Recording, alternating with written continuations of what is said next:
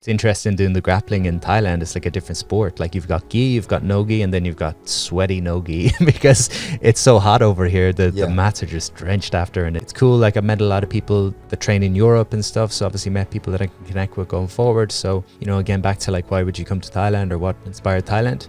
It's a people thing. Like attracts like to some degree, and you know, meeting people my age and older who come here for a couple of months at a time and come and live this lifestyle, and then, you know, it's nice. I think if you live in an environment where everyone around you is living differently, you can start to question yourself and wonder, are you crazy? So to get out of that fishbowl and to meet people that are similar, it can kind of reinstill that confidence in yourself that it's okay to do things a little different.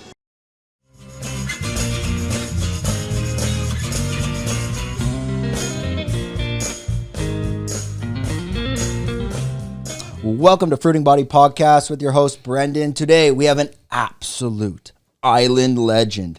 This is Pat Divilly. He is making his return to Phuket. He's been here numerous times, and we're going to learn all about his story. What is a high performance coach? Now, before we get into that, let's learn a little bit about Fruiting Body Podcast. Who are we? We're doing Fruiting Body mushrooms. This is the best mushroom extract in the entire world. So much scam, corporate supplement garbage out there. I was sick and tired of it. I made a spike company, just like on Curb Your Enthusiasm with Larry David.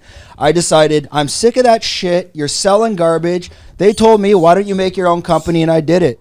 So if you're tired of people ripping you off, selling you absolute trash, hit up Fruiting Body Mushrooms. We're on the island of Phuket. We grew so big. We're going to Singapore. We're coming to Middle East. We're going to the USA, and I might go to the UK and Europe. I'm not sure yet. They have some crazy regulations. Okay, don't forget to like, subscribe, hit all that bell notification stuff. If you do, you do. If you don't, whatever. I don't care. Just buy the product at least. Okay, all good. And let's get this party started with Pat Divilly. Okay, so first, buddy, thanks a lot for joining us. Thank you, man. I'm really happy to get to do this. And yeah, to connect with you when I came over has been nice. And the most connected man on Phuket, I think. Yeah, apparently. But it's... sometimes you do so many podcasts and meet with so many people that you live in your bubble that you tend to forget how big that network actually is. Yeah, I can say from the outside coming in, anyone I mentioned here, you're like, oh, he was on the podcast. He was on twice. Yeah, so it's cool, man. Thank you. Yeah, it was funny. I was at Bang Tao Muay Thai and MMA. They did like a barbecue bash. And then I like looked around for a minute. I'm like, there's like 20 people here. Nice. That have been on the podcast. Epic. Cool, man. I just had a comedian on named Troy Kinney. He's from Australia. He's got some great content. He was there as well, but I think he got a bit sick. Anyways, maybe I shouldn't tell that story. As we do on this podcast, we really like to connect your story and what you're doing in Thailand. But first, before we do that, high performance coach, you're coming from Ireland, Pat. Share us your story so we can understand a little bit about your background. Yeah, the short story, I guess, is interesting being here on kind of Fight Island because I started with training in martial arts when I was a teenager. When I was 18, I went to the States wanting to be a mixed martial arts fighter. So I spent 2 summers out there training full time, working full time. And at the time I wanted to be a fighter, but I had a mentor out there who was a kettlebell instructor, and he was doing a lot of things at that time that weren't happening back in Ireland, TRX and kettlebells and functional training. And this guy was like my hero, 10 years older than me. His name was Eric Coleman. And when I came back to Ireland after my time there, I found out Eric had taken his life. And it really rattled me at that time to be 18 and to see so much potential in my friend. And he was the guy that believed in everyone around him, but didn't see it in himself kind of thing. And I think that was the thing that sort of pushed me into wanting to pursue fitness rather than martial arts. So I pursued fitness, did a master's in exercise and nutrition science, failed miserably with my first fitness business, and then went on, I suppose, to really struggle with my own mental health. Just a lot of shame, and I was always an insecure kid and teenager, and I sort of felt I'm going to become somebody through fitness. Fitness that gave me confidence, and I thought I'm going to be successful with a business in fitness, and, you know, I'm going to come to believe in myself. I don't believe in myself, but if everyone else does, eventually I'm sure I will. But I failed, I struggled, I moved back in with my parents at 24, which in retrospect is not a big deal, but at the time it was the end of the world in my mind. And I got work in a pizza shop. And up to that point, I'd been kind of painting a picture of success on social media. So everyone thought I was successful as a trainer. And then people were coming into this pizza shop. They were saying, I thought you were a trainer and now you're serving pizza. And I said, oh, I'm just trying to change a pace. But ultimately, I started again with outdoor fitness classes in Ireland. Started teaching on the beach, and At the time, people said it's genius, to teach on the beach. And I said, well, it's the only place I can go where there's no rent. So I started from scratch, had 5 clients on my first day. And my mentality at that stage was, having struggled with my own mental health, it's not just about fitness, it's about community. It's about being a place where people can go, where maybe they can get away from their challenges. And so I kind of set up that culture. And the long and the short of it was, between 2012 when I started and 2016, I went from those 5 clients locally to 20,000 clients globally, using online courses, setting up I guess I was the early adopter to the online fitness space, hundreds of clients every month, and my whole life changed. I bought a house, I bought a car, I met a great girlfriend. I ticked all the boxes that I was convinced would make me happy and give me this sense of belief that I never had. And then I woke up at 28, and my external world was very different to when I struggled earlier on, but internally I was still struggling. And so I walked away from fitness at that time and sort of started looking at meditation and breathwork and everything, hypnosis, neurolinguistic programming, shadow work. And as I learned more about those areas, I started offering seminars and retreats. And the last 8 years has been more mental and emotional wellness, men's groups, breathwork groups. And to your question of what is a high performance coach, it's, for me, a combination of all these things, looking at things holistically. As a young, naive 20-year-old, I assumed health was nutrition and training. And then you get a bit older, you realize the sleep and the stress and there's relational issues and there's so many factors that come into it. But ultimately, I try to support people in developing their physical health, also their mental, emotional and relational health. So were you kind of taking that whole fitness business model in terms of the machine, the optimization of it, and now applying it to the new industry? I think so, to some degree. I mean, part of it for me was recognizing that since my teens, I was into fitness. And so it was very obvious to me that if you want to be fit, you've got to do things for your fitness. But then with my mental health, I'd always assumed you're a happy person or a sad person. You struggle or you don't struggle. And when I kind of shifted my mentality and said I need to proactively do things to support my mental health, and I need to treat it like mental fitness or emotional fitness, that's when things changed, I think. And for me, I think my biggest mantra in life is that we get better at the things that we practice. And so it's very easy to say, I'm not good at podcasting, I'm not good socially, I'm not good at fill in the blank. And my story was, I've got poor mental health, or I struggle, or I'm not confident, all these different stories. And maybe back to the high performance coach, part of it is about helping people to figure out what is it that I need to practice, where do I want to improve, and how can I lean into those things. So yeah, it was definitely taking elements of physical fitness, because I think it can teach us so much. You learn that, there's a famous personal development guy, Jim Rohn, who used to say you can't pay someone to do your push-ups for you. So it's that kind of idea that it doesn't matter how much money you have in the bank or how successful you are on paper, you can't pay someone to do the work for you when it comes to fitness. So I think it teaches you responsibility. It teaches you ownership. It teaches you that when you put the work in, you get a result. When you don't put the work in, you don't get a result. So it definitely gave me a lot of lessons in life that I've been able to convert across to other areas. Are you working now with people one-on-one, or is it more like automation in terms of selling programs and classes and whatnot? It's been it's weird. The way my life has gone the last couple of years has been weird. I do one-to-one executive coaching, so I'll work with guys that are maybe burnt out or struggling in relationship, or maybe they've been very successful, on the financial front or the business front, but have dropped the ball or not prioritized other areas. So that's one piece. I work with men's groups, so a lot of mental health stuff back home with bringing men together in a group to, I would say, practice different versions of themselves. So what I mean by that, I think as men, we have to be in a box a lot of the time. You're supposed to be stoic, you're supposed to be strong, you're supposed to have your stuff together. And so I put together these groups where men can come and cry or express anger in a healthy way or whatever it might be. So I do men's groups, breath work. I do a lot of keynote speaking for different corporates, Facebook, Twitter, LinkedIn, Google, all these different companies, around leadership and communication. So I go in many different directions, and I struggle a little bit with that sometimes, because it would be nice to be able to niche and say, this is who I am and this is what I do. But equally, I appreciate the opportunities, and I'm grateful that for the last 12 years, my work has been a reflection of my passions. And so from a business perspective, probably staying in fitness and just scaling that thing would have been the sensible move. But from a passion standpoint, I just lean into whatever I'm interested in. I go deep on the subject, and then I try share in a way that hopefully is approachable, Yeah, and you're also not putting yourself in a box in terms of like where you're reaching out in these different, let's say, platforms or channels you're working off of. When you are working one-on-one with people that may have mental issues, and they could be executives, elites, they could be very high performance already. Is there a common theme or story of their mental health issues and where it derives from? Is it nature or nurture? I believe that a lot of our stuff is from the first 7 years of life. Some people will be in conflict with that, but I trained with Gabor Mate for a couple of years ago, and Gabor's a great guy around addiction and trauma. And Gabor will talk about that, the first 7 years of our life. Ultimately, we're getting the blueprint for how the world is, how we fit into that world.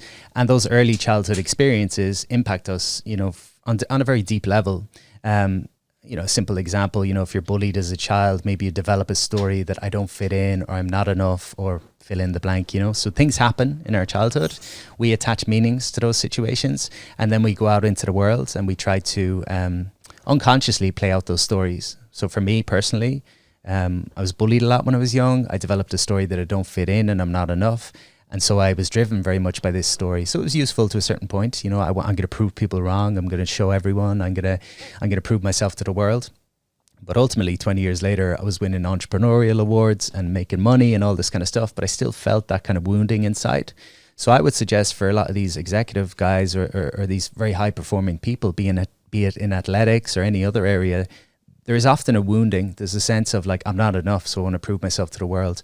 And again, that can be useful up to a certain point, but then it can be detrimental. So everything, I guess, is medicine until it's not. Or I'm not sure what that expression is, but there's a dosage piece to it, right? So I would say a lot of those guys have deep insecurities.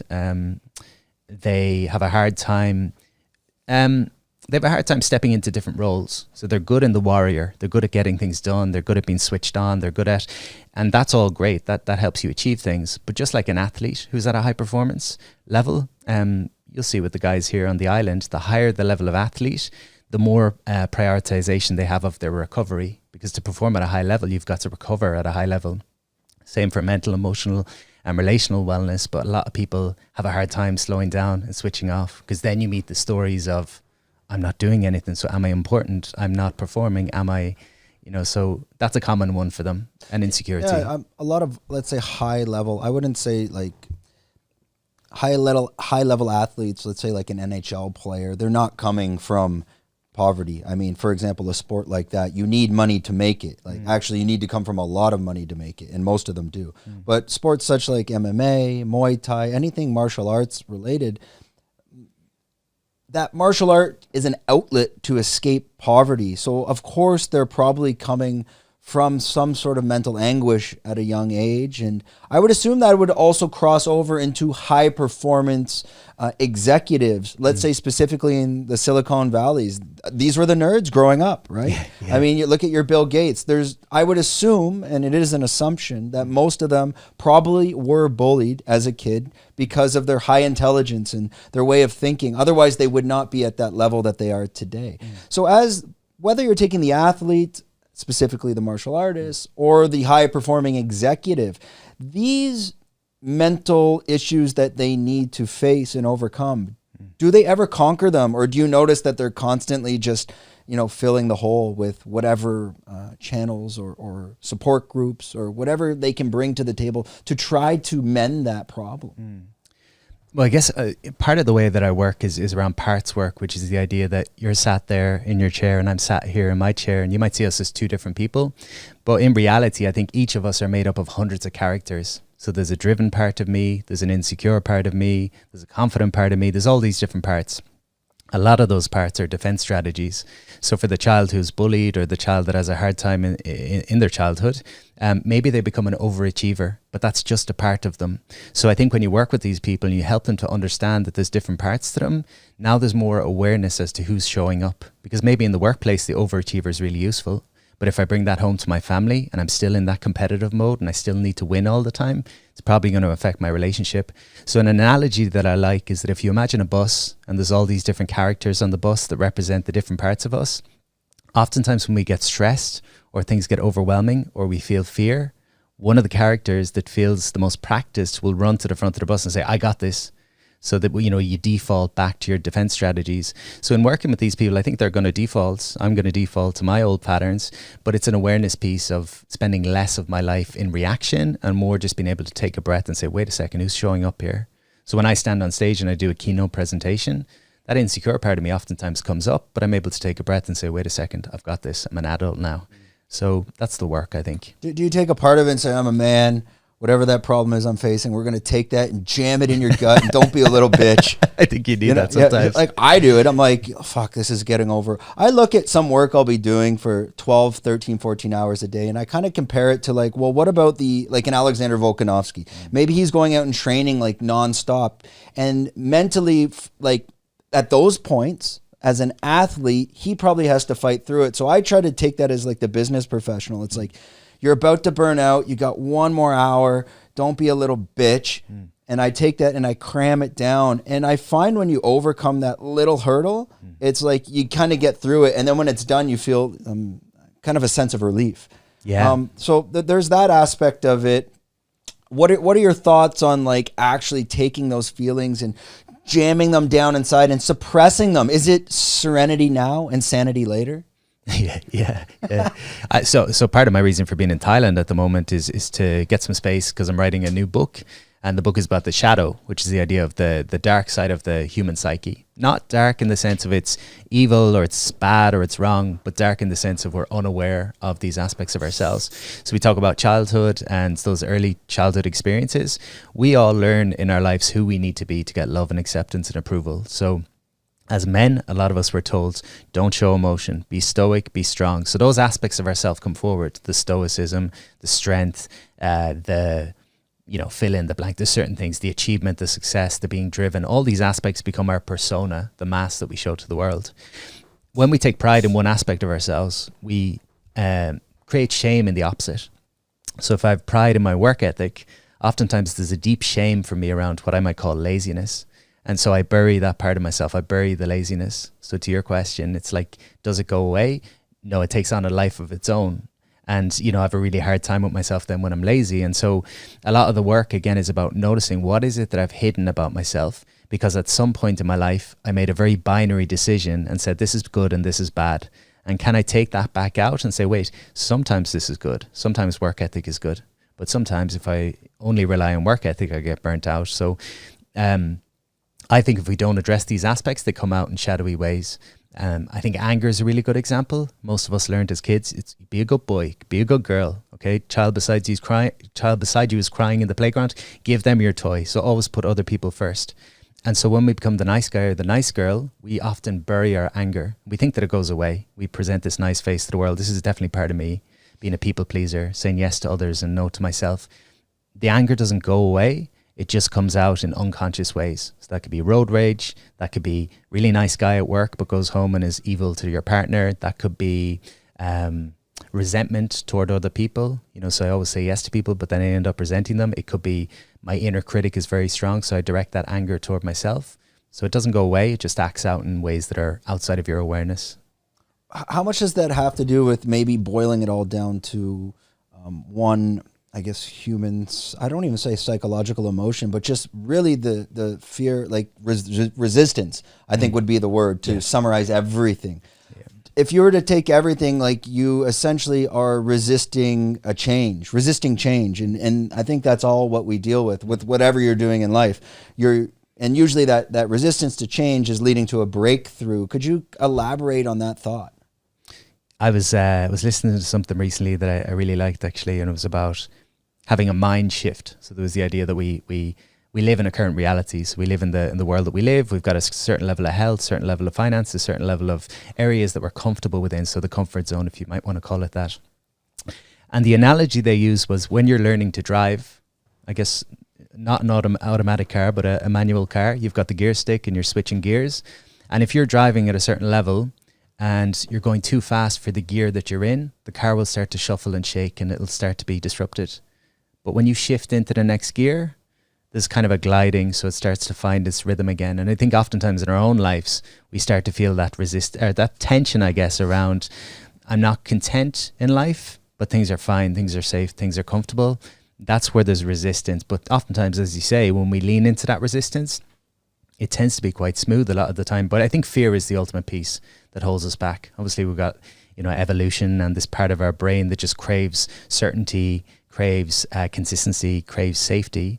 And so, put simply, I guess you can think about, are you living your life in reaction or in creation? So reaction is a very primal way of living. I'm at the mercy of everything outside of myself. Something happens and I react to it the way I've always reacted to it because that kept me safe.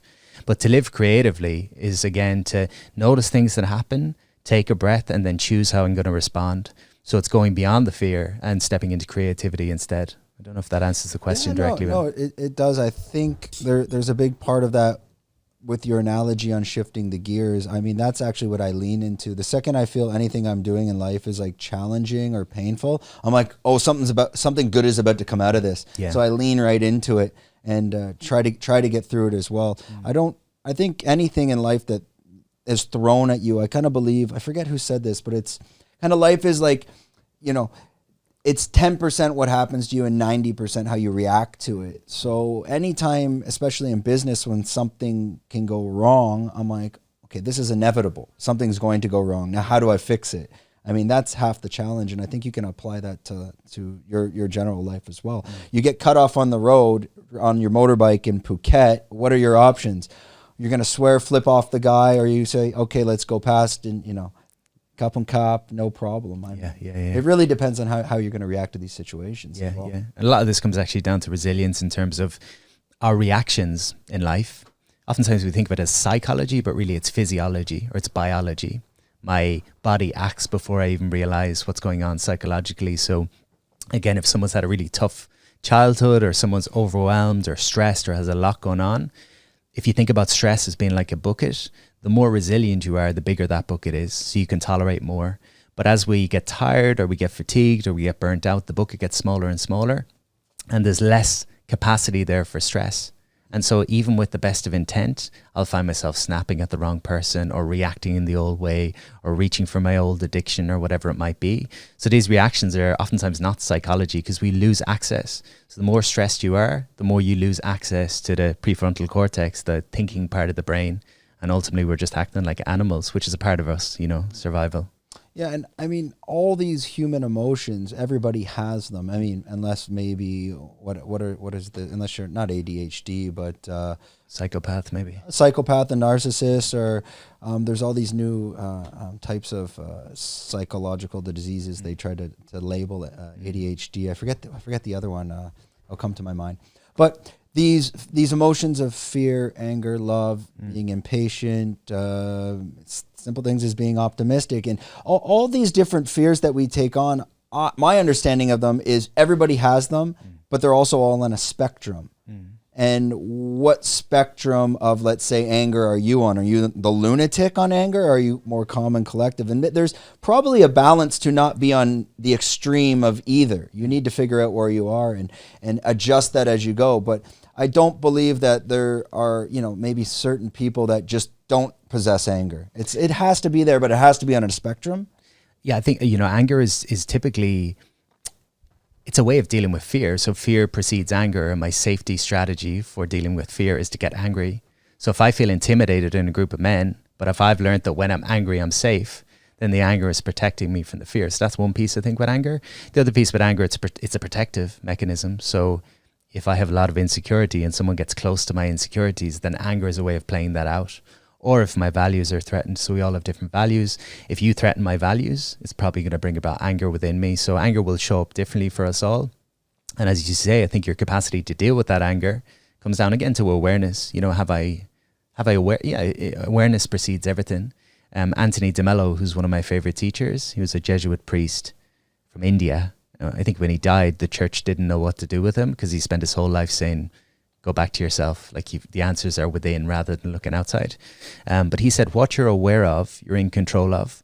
And what you're not aware of is in control of you. So what you're aware of, you're in control of. What you're not aware of is in control of you. So the person who says, I'm not an angry person, is denying the fact that anger is a part of them. So they become unaware of that aspect. And again, that gets projected in some way versus saying, okay, where does anger show up in my life? Not making it wrong or bad. Oh, anger shows up when I'm tired. My kids are shouting in the living room. okay, what can I do with that? How can I creatively work with that rather than continue to play out old patterns? Yeah, I mean, what is it? The Star Wars Yoda, anger leads to fear, fear leads to hate, or something like this. I gotta check up that. You watch Star Wars? I was just watching it last night. I went back and I was watching the Empire Strikes Back. You've never watched Star Wars? Dude, I'm such a disaster for films and movies and all that. Yeah, you're not a film guy then? The only films I watch is the likes of Superbad and on repeat. Yeah, and probably Step Brothers then. Step Brothers, yeah. If you're going Superbad, yeah, for sure it's Step Brothers. I was talking to my friend about that yesterday. Saying Superbad it was the laugh out loud stuff the first time I saw that, and Old School, all that kind of stuff I like. Yeah, that Seth, what is it? Jonah Hill. That was actually supposed to be Seth Rogen, but by the time, so they did the whole script. They wanted to direct it, but the time they went to film it, I think Seth Rogen was like 30. Okay. So he's like, oh fuck. So that's why he's the cop in it. I can't be the kid anymore. Okay, let's jump a little bit into the Thailand side and connecting that. I mean, this is not your first time in Thailand, is it? No, I've been here multiple times. Yeah. So walk us a little bit through the first time you came to Thailand. What led you here? I just came on a holiday with an ex-partner. Myself and herself came out for 3 or 4 weeks. We did Bangkok, Koh Tao, Koh Samui, Phuket. In retrospect, I was a bit selfish. We came to Phuket and I just trained for a week, so but that was part of it. And yeah, it was an amazing trip. So that was my first time out here. My second time was quite different. I came and did yoga teacher training. I had never done a yoga class in my life. I think maybe I'd done one. Where was that? That was on Koh Phangan at a place called La Casa Shambhala. I'd done one yoga class, hated it, but I heard so many people that I respected like raving about yoga, kind of like they do jiu-jitsu. Like I speak to friends that have never done jiu-jitsu and they say, oh, everybody's talking about jiu-jitsu. I need to try. That's how yoga was for me. I heard Russell Brand and all these people talking about yoga. I said, I need to try this properly. So I did 28-day yoga teacher training. Still hated it. A little bit of time on Koh Samui after that. And it's just my third time back here. So a couple of months in Phuket. And this time it led you back. You're writing a book. Are you grounding yourself? You're doing some training. Yeah. Other extracurricular activities. It's beers with you. There's a couple of things I think. The main thing was just needing a change of scenery. And I've lived in Ireland all my life pretty much. I have traveled 3 or 4 months of the year every year for the last 10 years. But my travels tend to be a week here and then I come back and a week there. And it's hard to find a sense of grounding when you're traveling like that. And so I thought I want to go somewhere for a couple of months, find a bit of routine, find somewhere I can do some jiu-jitsu. More than anything, just get a bit of space because, I feel like our environment is pivotal in terms of just who we are. When you live in an environment, you become, product of that environment. And so I love Ireland, but it's a difficult place to live in some ways. It's very expensive. The weather's not so good. I've just found it difficult, and also being single I'm 36 and being single at that age in a smaller place, just different. All your friends are married and stuff. It's not the same. Maybe you don't have the same, opportunity of things to do and stuff. So yeah, I was looking for somewhere different to go. And yeah, I just said, I'm going to come to Phuket and train over at Phuket Grappling Academy, focus on this book and really just get headspace, I'm a long time doing the same stuff and I need some novelty. And I just found myself going through the motions a little bit at home. And it's been amazing out here. I mean, the freedom and the lifestyle and just, I think what I noticed at home is because I don't have so much of a lifestyle. I train at home and I do a few things, but I work all the time because there's not much else for doing. Whereas coming here, it's like you get up in the morning, go and train, go for a massage, do a couple of hours of work, hang out with some people that you've met during the day. Yeah, things are just more convenient when you get back into the Western world. Doing things requires a car and driving, which is time. Maybe it's 30 minutes there, 30 minutes there. You eliminate that in these places like Phuket. We can go to the beach and eat in 2 minutes, and then go to the gym in 2 minutes, and then go to the it's so easy to move around in Thailand and in Phuket that you can do more in your day than you could back in the Western world. Maybe you go to the beach from your hometown. Maybe that's an hour. Maybe you go to the restaurant and maybe that's another 30 minutes. Maybe you go meet another friend at the mall. Everything is so spread out. Yeah, yeah. I would say I'm 2 minutes, a 2 minute walk from the beach at home, but it's a different type of beach to here. It's I think it rains 300 days a year where I'm from, so it's it's a different thing, but the lifestyle's been amazing out here. And I wanted to test the waters with how it would be to live somewhere else with the possibility of living somewhere else. So it's definitely opened my eyes in terms of... Yeah, these places, like even Canada, Ireland, the Western world, let's call it. And I know you're not a big film buff, but we would call this Groundhog Day. Are you familiar with this movie? I know the term. So Groundhog Day with Bill Murray. Every time I think of the Western world, and when I did live there, it feels like that. You get up, you go to your 9 to 5, you come back, you eat, you watch your TV because you're too burnt out to do any extra, side hobbies. Maybe you have a sport that you're doing, but pretty much every day, that Monday to Friday, is that Groundhog Day. And then everyone just lives for the weekend. And that's something as an entrepreneur, it's one of my pet peeves is that lives for the weekend. When actually probably my timestamp guy is gonna get, hey, I know you're watching this now. He'll say this to me, and he'll say, Happy Friday. I don't believe in Happy Friday. Every day should be Happy Friday. Why is Friday Happy Friday? My Monday is Happy Monday. So when you come from that escaping that Groundhog Day mentality, and when you just live for the weekend, I think you're just putting yourself into the industrial military complex, and you have to get out of it.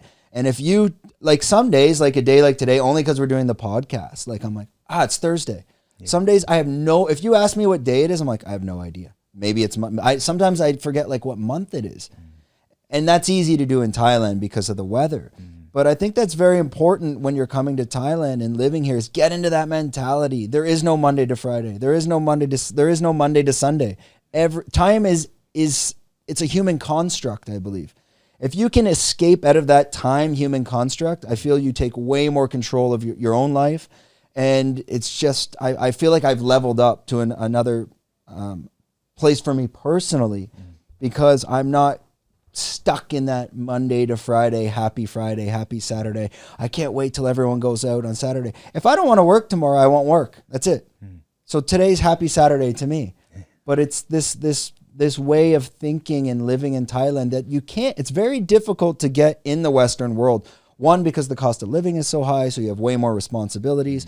Places like Canada, you're going to get your property taxes, your insurance, your car insurance, your healthcare, your this, your that, your expensive groceries. So you get really confined into that system. Here you can escape that. Do you see yourself, and as you're experiencing this being here for the past month or so, where Thailand becomes a viable option for you to maybe move here permanently? Yeah, I mean, I was due to be here 5 months this time around, and I've had to go back, early. I'm going to go back after 2 months. Got a few things to do at home. And even though I haven't got the full 5 months this time, I think it's actually probably worked out as it's supposed to work out, that now I've got 2 months. I've got a sense of, I'd really like to be here at least 6 months of the year. Yeah, because like you said there with the Groundhog Day piece, that's what I noticed at home, particularly after the pandemic, where we were on lockdown pretty much for 2 years, and just losing those 2 years of my life effectively, and just look, I'm not getting younger, and time goes by fast. I find as you get older, and I was saying, I can complain about my situation at home, or I can actually do something to try and change it. And we talked about fear earlier. There was definitely a lot of fear coming up for me, where a lot of my work is in the corporate world, going into companies and speaking, and that's my main income source. But there was kind of a sense of, I'm not really content. I feel like I'm going through the motions. So maybe I need to jump and just take a few months away and lose those clients, but figure something's going to come through. Like if you don't create that space, I think, for yourself in your life, from the Groundhog Day, in whatever capacity that is. It might not be going to Thailand. It might be going for a hike once a week and just creating space where you can listen to yourself. So that's been a lot of the piece for me being here, is like listening to myself. And I don't think you can listen to yourself when you're in that, routine, when the whole day is routine. So I've had like all sorts of moments here, the moments of what am I doing, moments of like, I don't know where I'm going, moments of, I know exactly where I'm going. But yeah, I would see myself certainly splitting my time between Ireland and somewhere else. Did you have any aha moments, any epiphanies here, like speaking to yourself, listening to yourself of, okay, I can make this happen in Thailand, and this is possibly how this could work? I think part of it was, just a reminder of the importance of responsibility and ownership, and not falling into a victim mentality. So I don't want to complain about circumstances of my life. I don't want to complain about the changing landscape of Instagram or LinkedIn or Facebook or the coaching industry or any of these things, that it can be so easy to kind of, I think there's a difference between worry and concern. And I think sometimes when you fall into a kind of victim mentality, you worry about things in your life. You worry about your health. You worry about your business. You worry about your finances. But shifting from worry to concern is a proactive step, because from a place of concern, you can actually do something and create change. So I noticed that in myself, that there was times where I was falling into victim and I was saying, poor me, things are harder than they used to be on the social media land. Yeah. I mean, back 10 years ago, Facebook used to fly me around the place to tell my story about how I grew my business using just Facebook groups. I had a fitness business with 800 clients a month, and I didn't have a website. So Facebook loved to paint this picture that they had changed my life, and they did in many ways. And I suppose 10 years on, it's like, oh, Facebook's not what it used to be. I have 250,000 people on my Facebook page. Nobody sees anything that I post. So it's easy. Oh, I'm going to complain about that? No. So I think my aha, it's not the sexiest of ahas, but it's been noticing all the ways that I make myself a victim. And so waking up to those ways and saying, no, I'm not gonna complain about this. I'm gonna ask myself, what can I do? Yeah, I think there's something deeper on the subconscious there, and maybe it comes into physics themselves, like, bringing thoughts to reality. Are we in a matrix? Is this a simulation? I mean, in the sense of, your thoughts do become reality. If you think I'm poor, things are expensive, I can't afford this, I need to save that, and really downgrade your own lifestyle and yourself, I'll never be something, that will be you for sure. But when you suppress all that and say, like, I will say, I'm the fucking best, this product's going to be in the best in the world, I'm going to have this person on, and you scream it to the universe, and you act like an absolute lunatic, and you tell all your friends, when over time, things just start happening. But if I sit back, I don't know, maybe this will work, maybe I'll get that person. Do you know, I've had like famous celebrities on here, and I remember when I first started this, talking to friends, you'll never get that person. I'm like, why? Actually, that person should be so lucky to meet me this young in my career. Like, why? What is so good about them? Those people, they no, this can't happen, that can't happen. But a lot of the people you'll get on that are famous, let's say, I mean, unless you're bringing on Elon Musk, they're only famous in their niche. Sure. You take that person and put them in the crowd somewhere else, no one knows who they are. So sometimes it's how you perceive things and look at things. And for me personally, I come at it from a very optimistic angle, because I'd rather overshoot, keep that bar so high, so even if I don't reach it, I'm still here. Yeah. Right? And when you put the bar so low, you're not even going to reach that low bar. So now where are you? Yeah. So anyways, that's it's taking shots, isn't it? I mean, if you never try, you never know. And I think once I call it the why not, the why not list. The why not list is like, once a week, just reach out to something or someone that you think is not going to happen. And if it doesn't happen, it doesn't happen. But if it does happen, suddenly there's a paradigm shift where it's like, wait a second, my old belief system is completely flawed. I saw, I thought it was a nice piece of, a guy went to a wilderness camping retreat that was about personal development. And the lead instructor drew a circle in the sand. And he said the circle represents everything you currently know about the world and your comfort zone. And he said everything outside of the circle represents everything you don't know and what's outside your comfort zone. That's a huge area. And he said to them, where do you think the growth lies for you? They all said outside of the comfort zone. He said, okay, that's where we're going to spend the week. And it's kind of true. Again, it's Groundhog. What is Groundhog Day? Groundhog Day is the comfort zone. And so it's, what are the little pockets of space that I can create in my life where I take a chance asking someone out or I don't know, whatever it might be, just to, I thought it'd be a lovely idea for a book and a personal project. Anyone listening to this can steal this because you'll probably get it done before I will. To write, actually I've seen a TEDx talk similar, like 100 days of rejection. How would your life change if you consciously went out into the world and tried to be rejected for 100 days in a row? I know a guy back home who used to be a pickup artist and teach people pickup artistry. And he brought one of his students out on a night out, and he said, right, you're going to get 10 rejections tonight. And the student's terrified, He says, we just want to get past this fear of rejection.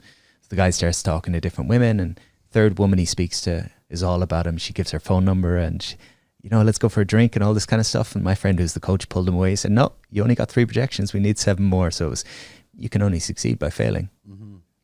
No, I think that there's a lot of truth to that as well. And obviously on that point, I mean, that's kind of the coach playing on the subconscious, knowing that out of 10, he's not going to get rejected. So that kind of, you go in thinking you're going to fail, I guess, as well. Yeah. That's another way to look at it. Bringing a little bit back to Thailand on that, and I tend to ask most guests that come on the podcast, you have everywhere in the world to travel. I mean, you have South America. There's still a lot of people, seeing these places like the Great Pyramids, Australia, these places, let's say even Brazil, where these beach lives are. But a lot of people, it leads back to Thailand. Why is Thailand so special to you? I would say the martial arts is a big piece for me, and everything that revolves around the martial arts. I've been doing martial arts for a long time, and it's a huge part of my life. It's a huge part of my identity. It's a really welcoming community. So I think anywhere in the world you go, you're going to get, great people in the martial arts space. But to me, this is like Fight Island. It's like there's so many people here to train. So that was a big piece of it. The climate, the lifestyle, the capacity for meeting other digital nomads and people in that space, living that kind of way. It's just, and the freedom, the freedom aspect for me has been huge, just in terms of, I think, we talk about living in a box in our minds. I think when you live in a place that's a bit more free, you feel a bit more free in yourself, and that's been what's appealed the most, I think. I think one of the biggest aspects in Thailand is the freedom and the motorbike, and how much freedom a motorbike gives you in this country. Meaning, one of my afternoons might be like, I'm going to go to the other side of the island, and I'm going to go down every road and alleyway, but be careful because there could be dogs protecting the land. So you got to learn the rock trick. Make sure they don't What's attack. the rock trick? You just fake pick up rocks, and if you go like that, okay, they run. If they don't run, you better run, because then oh shit, like this one's not scared. You don't throw rocks, but anytime there's especially Koh Phangan, you'll get garbage dogs. Sure. So if there's a pack of 20, they're gonna come attack you. But if you fake pick up nothing and literally throw nothing, and they all scatter, no problem. But the one that sticks around, you're like, okay, shit, I better get out of here, because they're ready to go. And it's usually the Thai Ridgebacks. But back to the point, Thailand and freedom, and that motorbike gives that freedom. And I think that's a big fear people face coming to Phuket. And by no means should you come learn a motorbike living in Phuket. Now, that's your form of transportation at the moment? Yeah. Right. So getting around the island in Phuket, can you share some motorbike stories? Because I'm assuming probably when you first came here, there is that fear, getting over that fear. And can you share any stories of motorbiking around Phuket? Yeah. So coming over, actually, I got as I say, training was one of my priorities, like training down by Phuket Grappling Academy. So I got my accommodation super close to PGA, because I thought, I'm probably not going to get a bike. That looks terrifying. I don't know if I could use a bike at home. I don't know if this is the place to learn. And so, I stayed right next to the gym, but it was there's not much going on that street outside of the gym. And I don't want my trip to just be about training. And so this was your second time or first? First time here, off of Fitness Street. Okay. And within days I said I need to get a bike. So I got a bike, and I got the Thai tattoo on I think it was the first day. Actually, no, first day I met Cobes, who you introduced me to. Okay. And I drove a back way to avoid the circle, because the circle's notorious for checking for licenses and getting fines. And then I somehow got caught on the way back and got a fine on my first day, got a fine on my second day, burnt my leg on my third day. I had my leg covered for the full trip. I burnt it on the engine, and eventually when I took the covering off, people said, oh, you got the Thai tattoo. So it must be a common enough thing.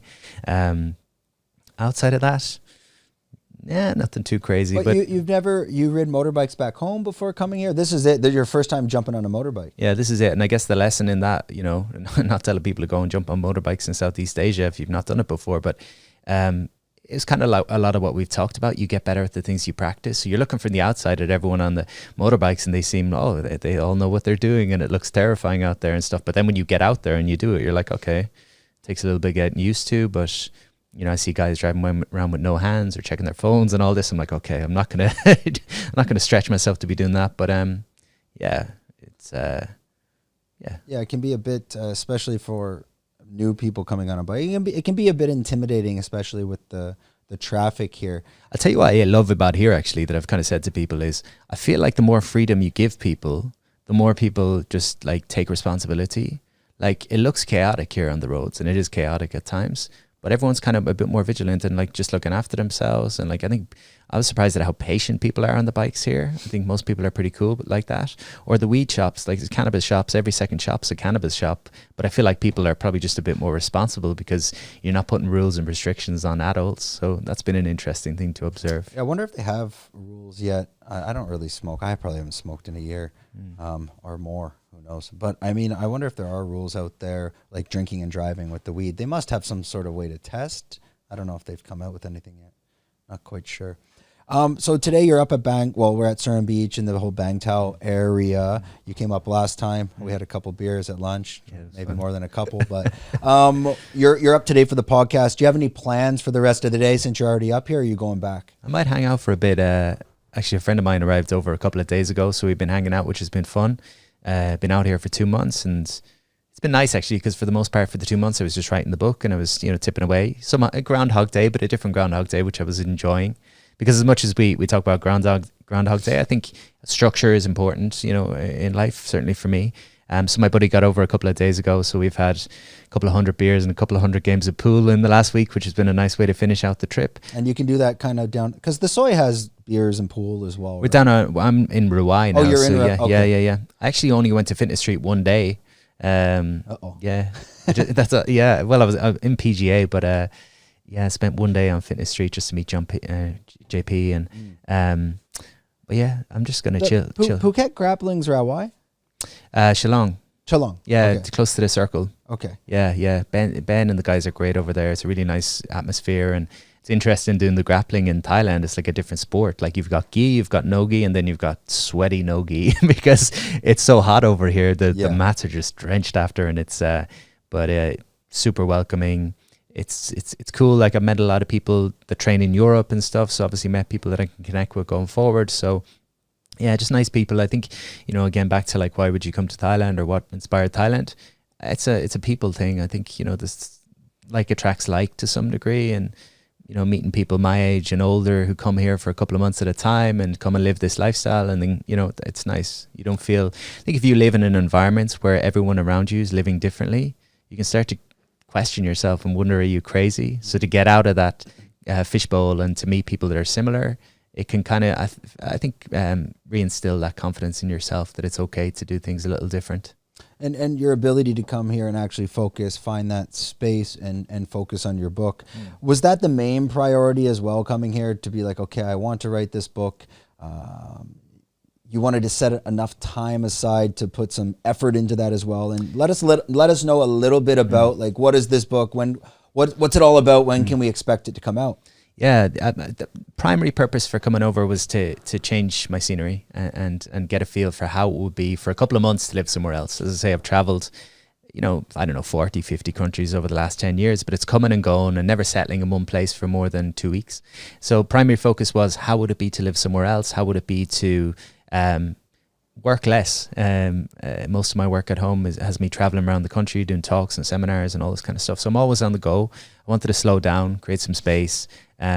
And we talked about resistance and fear earlier in the there was resistance and fear there for me about, I'm successful in a certain regard at home and I'm walking away from that again. But in coming, I didn't want to come and just mess about for 5 months and not have anything to come home with. So there was a sense of, I'm going to focus on the book and that's my project. That's my work project. And I'm going to focus on training and that's my other project. And then I'm going to enjoy myself and see what happens and have freedom. So I think in terms of that, I've ticked the 3 boxes.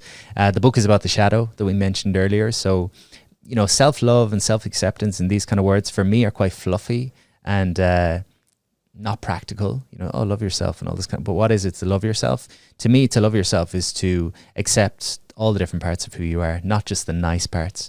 Like it's easy to love yourself when you're productive and you're achieving and you're popular and you're successful. Maybe it's more difficult, at least for me, to love myself when I'm not in good form, when I'm anxious, when I'm depressed, when all these other things come up.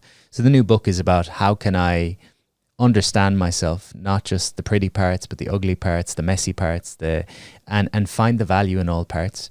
There's a lady called Debbie Ford. She's an amazing author. She died a couple of years ago, but she used this analogy and she said, for many of us, it's like we're born into this incredible castle and there's hundreds of rooms in the castle and there's beauty in every room in the castle.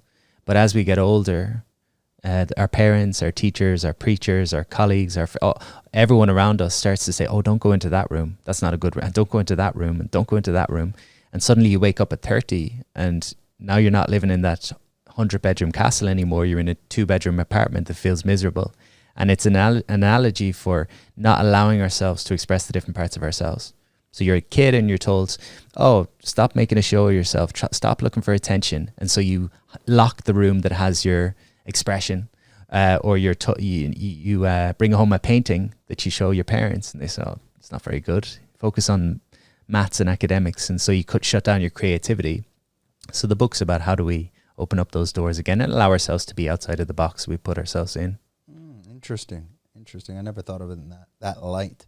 On your side, when you talk about the shadow, now, is this your terminology? Is it an industry term that most people are familiar with? So it was Carl Jung, famous Swiss psychiatrist, that kind of brought this to the West. But I mean, it's been in every culture. You know, it's in all the religious texts in different forms. But yeah, Jung talked about this idea that, for me, I see it as 3 layers of conditioning. Your first layer is your family. And so within your family structure, you learn who you need to be loved, approved of, and safe. So if you grow up in a household where your father loves sport, you notice, oh, dad loves when I play sport. It's probably good for me to play sport. If your father teases you for dancing, maybe you put the dancing in the bad box. And so you start to condition yourself.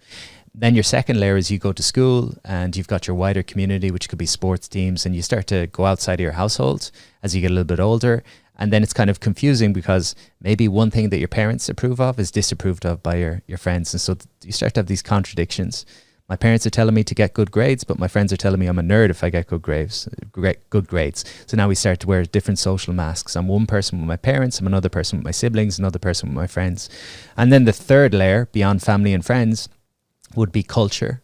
So culturally, people that grow up in Thailand will probably have a very different set of what's okay versus what's not okay versus someone who grows up in Ireland. So as an Irish person, where sexuality, I'd say, is in the shadow a lot. The Catholic Church made sex wrong, so a lot of people suppress their sexuality and their urges and their desires. And again, it doesn't go away; it just plays out in shadowy ways. Maybe violent porn, or they go to things that are, you see it with the Catholic Church. All the abuse and the scandals that went on there. Because if you suppress something, it takes on a life of its own. So family, friends, and then culture. So what it is to be a boy, what it is to be a girl, what it is to be, your gender, your nationality, all these different aspects. So there's a lot. They say there's no rule book for life, but a lot of us got a very clear rule book early on. Don't be this, don't be this, don't be this, don't be this, be this, and this. And your book, you'll be touching on that from your perspective, or is it something more general? It's a general, it's going to have a workbook element to it. Like my last book was called Fit Mind, and it's an 8-week program that goes through the different stories that we tell ourselves and how those stories run our lives. So like the story of happiness, a lot of people is I'll be happy when, or the story of success is I need this to feel successful. So it's how do we deconstruct our stories and become aware of them. So this will be through my own perspective and just looking at first how the shadow is formed, how it shows up. It shows up in the form of addiction. If there's a feeling that comes up that I don't want to feel, addiction is a great way of numbing myself to that feeling. And the next couple of chapters will look at who did you become. So if you weren't allowed to be this, who did you become instead? Did you become a people pleaser, an overachiever, an addict? And then it looks at the different aspects. So our inner critic, how that relates to the shadow. We look at fear, we look at anger, we look at joy, we look at it was funny pitching this, to my publisher. I'm going to have a chapter on grief, a chapter on death, and they're looking at me like, I don't know how commercially viable this is. But my kind of one of my opening arguments, if you will, is that the personal development industry is huge, and there's a lot of books over the last 10 years that are topping the charts, The Secret, and all this kind of stuff. That people are leaning into this stuff, and there's a hunger for it. And most of the things you learn about in personal development books or popular psychology books are just dumbed down versions of real psychology, not in a mean way or a bad way, but they're just easier to understand, I guess, than the heavy psychological books. But the piece that doesn't get spoke about is the shadow, and it's such a huge aspect. They touch on it sometimes. They say, you need to own these different parts of yourself, but they don't look at what's the value of anger, what's the value of grief, what's the or the value of fear. So that's what I'm trying to do here. Speaking about the addiction side, something I noticed last week. So I haven't been out probably since I saw you, and meaning going for drinks or whatnot. And obviously Thailand's a bit of a crazy place. Nothing that crazy. You have beers, you go to the beach. I mean, that's it. But I mean, easily you could have 20 San Miguel's, no problem. My point is, a night after that, if I'm out, maybe I'm hungover for 2-3 days. But something I noticed 2 weeks ago is I did a day where I couldn't sleep, and I'm like, oh, I'm not going to sleep, so I'm just going to work. And I got up I swear it was like a Saturday. I think I went to bed at 11 and woke up at 3 a.m. And I worked from 3 a.m. that day till midnight the next day. Wow. I was hung over from work for 3 days after. So, I mean, touching upon addiction, it's like, because I was addicted to the work to get something that I wanted done. It's like, if I can get this done, it's off my mind. And it was just such a big job. I had to basically rewrite all the content on the website. It was 20,000 words. Wow. ChatGPT. I was going to say ChatGPT. Where was that? But it took that long with ChatGPT, because you have to fine tune it, right? Sure. It's a lot of work. So speaking about the addiction side, it's almost like sometimes overworking and burning out. And that could be applied to martial arts. It could be applied to whatever you're addicted to, whatever you're doing. There's this weird, it was the first time in my life I've ever felt it, where I was mentally like burnt out, and it felt like a hangover for 2 days. Is that something normal that you've come across in your career, of watching high performing executives from mental burnout? Well, we talk about, how our culture influences us, and there's a stigmatization around certain addictions. So you see a junkie on the street putting heroin in their arm, and you look down on them. But you see a successful business person who's making billions, and you think that they're not an addict as well, but oftentimes they are an addict. So it is interesting to see, like, which addictions are celebrated, which ones are shunned. Ultimately, like on a simple level, I see addiction as, I'm experiencing an uncomfortable feeling, and so I'm going to go to something that temporarily removes that feeling or numbs me from that feeling. But as a result, there's generally a hangover of sorts, and with the hangover usually comes shame. And that puts me back in the spiral of, I feel shame, so I want to get away from the shame, so I go to my temporary fix. And so I continue on this cycle. An alternate way of thinking about addiction, because sometimes we shame ourselves, we beat ourselves up, whether it's alcohol or it's whatever it might be, is that on some level, every addiction is serving a really powerful purpose, and it's helping us on some level. I worked with a gambling addict years ago, and he really beat himself up about this. And I asked him, what is gambling giving you? And he said, it's taking everything from me. It's not giving me anything. I said, it's definitely giving you something. You're not a stupid person. You're doing it for a reason. And so he kept like peeling the layers. What's it giving you? What's it giving you? What's it giving you? Ultimately, the guy had fallen out with his family. He'd fallen out with his friends. And the bookies and going to place a bet was the only place in his life where he had any sense of connection and community. The fundamental human need is connection and community. It's the first thing we need. If we don't have that, we go into isolation, we go into shame, ultimately we die. I mean, male suicide is where I feel like there's something wrong with me, and so I withdraw and I isolate myself and I live in my head, and it gets worse and worse and worse. So a symptom of shame often is isolation. So for him to get this connection and community, it made perfect sense for him to go to the bookies all the time on one level. When I was in my 20s, I drank a lot. Every weekend I was drinking. And I would shame myself because I was a fitness guy. I'm in the fitness industry. I shouldn't be drinking. But then when I looked at it, it was giving me something. I had a busy business. I had an overactive mind, and I didn't really have a social circle outside of my work. And so when I went to the pub, I got to quieten my busy mind. I got to be in a place where I wasn't the boss, and I had a social circle. So when you start to unpack your addictive tendencies, you say, what's this giving me? It's giving me a sense of relief. It's giving me a sense of community. It's giving me a sense of numbing me to painful feelings. Then you can start to almost reconstruct, like, what are other ways of meeting these same needs? So for the gambling addict, we found other ways of him finding community.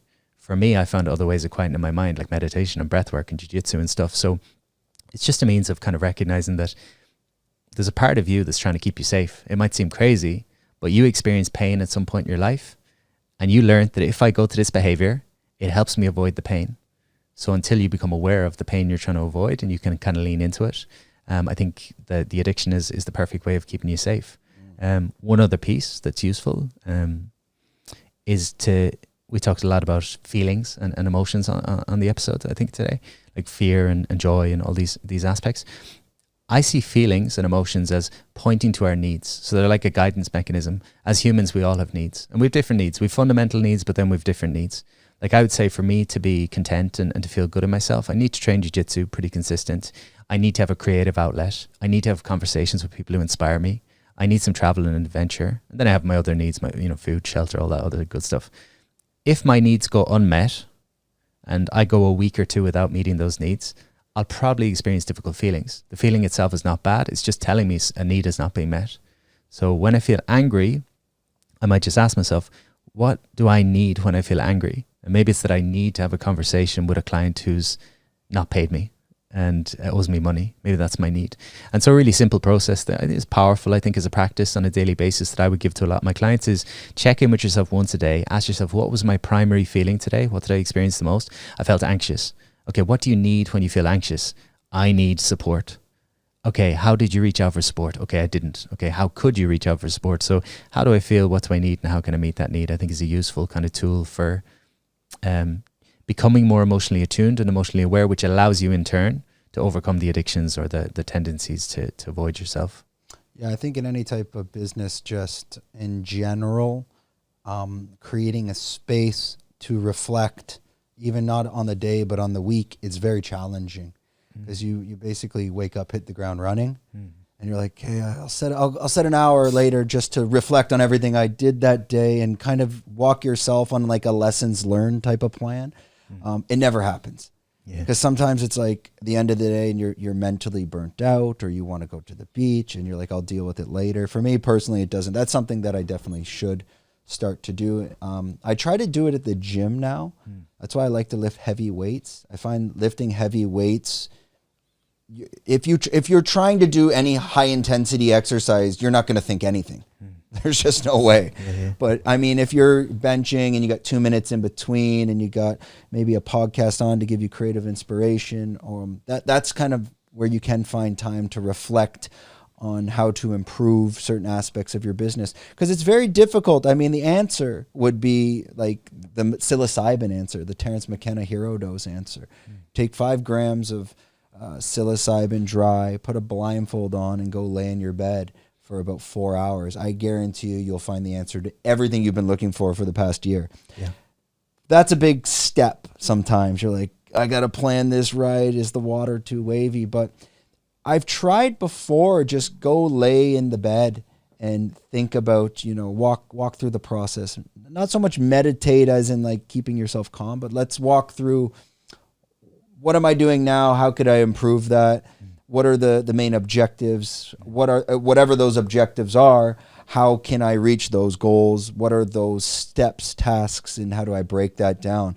A lot of the times you go lay in the bed and I'll fall asleep because you're trying to walk through it all. And it's like, it's very hard to find the time to kind of piece and put that all together, especially as an individual entrepreneur. I think through partnership, you can get there, which is valuable. But this is kind of my soliloquy and going off on a tangent. No. It's of understanding as an entrepreneur. I'm sure many entrepreneurs that are working for themselves suffer that.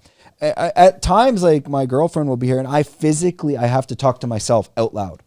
And she'll be like, what the fuck? I'm like, no, I have to, because I have to walk myself through the problem. I find sometimes if you talk to yourself in your head through a problem, you'll go in a circle. And it's very difficult to get all the thoughts out there, take those notes, prioritize, create the task, create the action plan. Sometimes physically you might look like a lunatic, but speaking to yourself out loud can work as well. I don't know, maybe I am a lunatic. Well, it was funny. One of my early mentors in coaching used to say, because start off as a coach, maybe you get a client who's very successful on paper, and in your head you could think, who am I to coach this person? They're a multimillionaire or whatever it might have been. I'm in my early 20s doing this stuff, And they said, get over yourself. They said most people could speak to a wall for 20 minutes and they'll figure their own stuff out. So that's half of your job. It's just to listen and create space, So it's. I completely agree. I just like you said, the answer is within. I truly believe always there people that maybe it's not good for your business. People going to look for help, at the end of the day, the answer to everything. You just got to massage it out. And some people have trouble organizing thoughts and processes and putting actions into plan. And that's where guys like yourself come into play, because what is the issue? Okay, let's peel those layers back. Okay, what are actionable steps we can take? Okay, let's organize that. Let's prioritize that. Let's set goals. Let's put time. Let's put measurements on that. And people know that, but they don't know how to put that together properly into a plan. Yeah, I think people want People want, I think people are paying for insight. Like insight is a sight from within, like something you haven't seen within yourself that can, and that comes through powerful questions sometimes. Because again, we're just playing out our own. I think they say 95% of the thoughts we have today will be very similar to yesterday. I don't know how they count those thoughts, but that's a neuroscience thing. And so a lot of us are replaying the same thoughts every day, or the same judgments, or the same expectations. And so one question, whether it's from a coach or a partner or whoever it is, if you're open, one question can start to shift those thoughts, and that can shift your feelings and everything else. But yeah, I'm often surprised when I work with clients and I ask them, one of the things I'll ask them is, how do you best like to be supported? And how, when you fall off track, how do you want me to? Some people want tough love, other people want a hug, so it's, what do you need? And sometimes guys that are super successful, again, I'll say, what do you need? And they'll say, I just need you to keep me accountable going to the gym twice a week.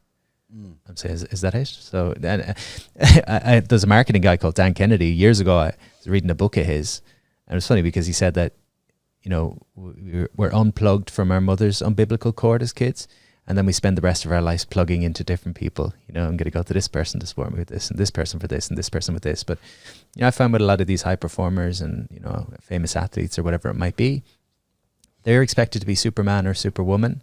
So I'd often say to them, look, if I'm the guy you can come to and you can just let the tears out, or just have a rant, or just let it go. And if that's all this is, then cool. Because I think everyone needs that space in some capacity. And it's in a sad way. I think a lot of people, even the closest people to them in their lives, they don't feel safe to be who they truly are in that moment. To release the valve. And yeah, there's a terrible fear of like, if I've lived a relationship or a friendship with my persona, like my mask, just running the thing, the deeper the connection. That's why sometimes at workshops and seminars, you go to a workshop or a seminar and people are amazed. They'll say, I just told the person next to me something I haven't even told my partner. And because there's no emotional investment there. There's no fear of them running away, but there's a fear of your partner of 10 years running away. So that's part of it, I think, is giving people a space to share something they've never shared, and it can lift the weight of the world off their shoulders and just give them that sense of freedom. Yeah, it's interesting you also put it that way, in the sense of how, like, what's going to motivate you when you said to your clients, like, is it tough love? And I guess everybody needs a certain way to be told how to do something. That's probably my biggest problem. Like, mine is just tough love. It's like, fuck you, go do that, go get it done. And I kind of treat people that way too. And in a sense of just like, well, this is what we got to do and we got to do it. Some people need the sugar coating. For me, I'm just too, to be honest, to put it that way, I'm too efficient, where it's like, sugar coating is an extra layer of time. Why do I need that? Yep. Do that. And some people that you deal with, and I'm getting better at it, they need the sugar coating. Like, I'll deal with my Thai staff up in Chiang Mai, and I'm very easy with them. Like, what could take me 10 minutes might take them 3 days. Simple, like, okay, we got to do an FDA document or something like that. Now, old me would be like, what the fuck is going on? Like, are you joking me? Like, how now I've lived in Asia so long where it's very sabai. It's like, well, no one's going to die this week. If you don't get the document for 3 days, did you also die? No, we'll live. But old me is just like, I'm a bulldozer.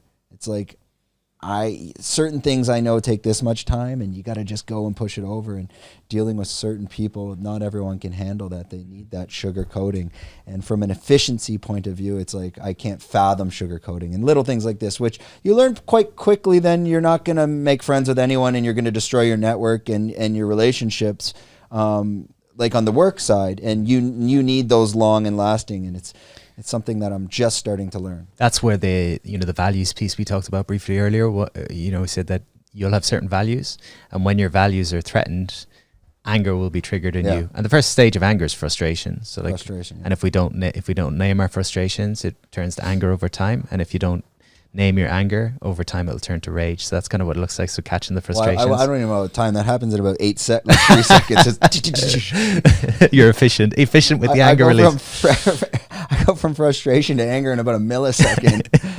Anyways, okay, because we're probably hitting the hour mark, and we could easily go for another 2. I'm sure you'll be back in Thailand within the next year or so. Maybe you're coming to live here. I'll be back in the summer for sure. There we go. For the rainy season. We'll get you on the surfboard. Hopefully I can lose some weight so this thing doesn't sink. Me too. That'll be the test. I got 2 here. We're going to wrap up this episode. And before that, I'm going to kick it back to Pat. This big lens over here, if you want to stare into the soul of your audience and just let them know where they can find you. And we'll leave all those links in the description. Cool. PatDivily.com is my website. I run breathwork classes every week online that are free. So if you wanted to try that out, it can be great for the emotional piece that we spoke about today. And yeah, corporate coaching, executive coaching, and back in Thailand soon. So thank you. Awesome. That wraps up another episode. Don't forget to like, subscribe, buy some mushrooms, do all that fun stuff. Tell all your friends. Okay, thanks for watching, and we're out.